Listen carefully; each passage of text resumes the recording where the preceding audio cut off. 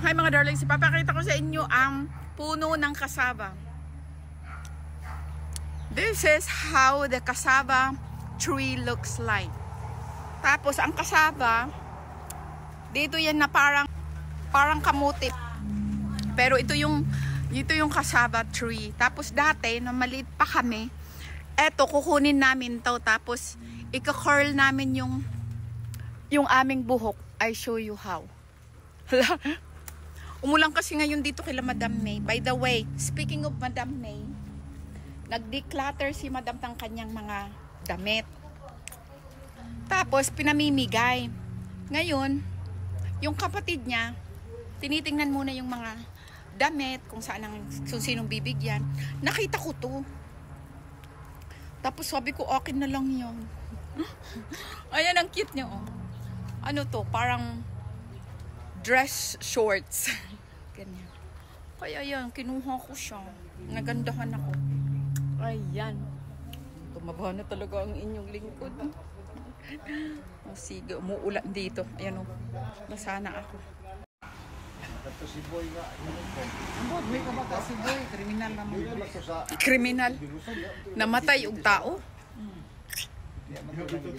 Yung anak mi sa una, gamay pa mi magkulot og buhok. Oh, yung anak no. Kaning sa balag. Nya na siya, makulot na siya unya. So mga darlings, ayan na. Reveal the moment of truth, yung kulot ko. Promise, pag hindi ito kulot, ihahabla ko itong cassava tree. Oh my God! Success! Achieve! Oh, di ba? Ganyan lang yan. Uy, kalami. Madam, oh, look. Wow. Yes! I know, right? Oh, di ba? Oh. May pakulot-kulot na nasa buhok. Yes. Naku, ano ako mamaya, score sa barko. Oh my God, ang ganda! Oh, di ba? Nakakulong na ka. Ito lang yun. Cassava leaf stalk. Hey, nagbagdiri ka! Di ba ang ganda ng kulot niya? Ay, naku, Diyos ko. Punta ka ako sa palengke sa Cebu. Maghahanap ng dahon ng cassava. So, yun lang. O, di ba ang ganda ng pagkakulot niya?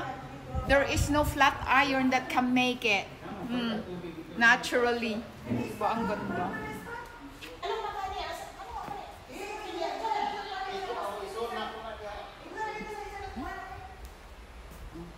Ilapag ko muna kayo dyan. Ano ba ito? Ganyan. So, ayan po yung... Ang cute talaga ng aking outfit. Namana ko kay Madam May. Diba? Ganda niya.